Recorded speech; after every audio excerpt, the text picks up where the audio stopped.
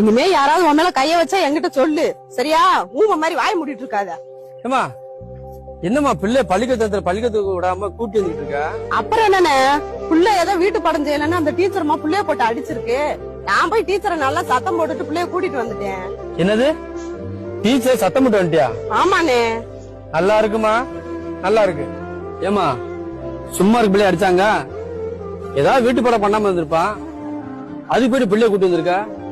இங்க பாருமா, வீட்டுல இருந்துட்டு பிள்ளை உங்க பிள்ளை, பள்ளிக்கூடத்து போயிட்டு அவங்க பிள்ளைமா. தப்பு பண்ண பிள்ளை அடிக்கத்தான் செய்வாங்க, அதுக்கு போய் கூட்டி வந்திருக்க? இங்க பாருமா, பிள்ளைகிட்ட கண்டிப்பு இருக்கணும்.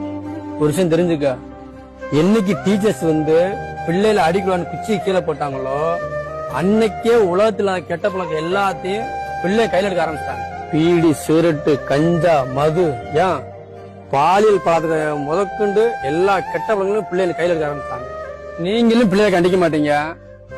பிள்ளைகளை கண்டிச்சா டீச்சர்ஸும் போய் சண்டை போட்டுருவீங்களா? இப்படி தானே எப்படிமா பிள்ளை படிச்சு முன்னேறி வரும்? ஏமா டீச்சரை போய் சத்தம் போட்டு சண்டை போட்டு பிள்ளைக்கு முன்னாடி பெருமை பேசுறியாமா?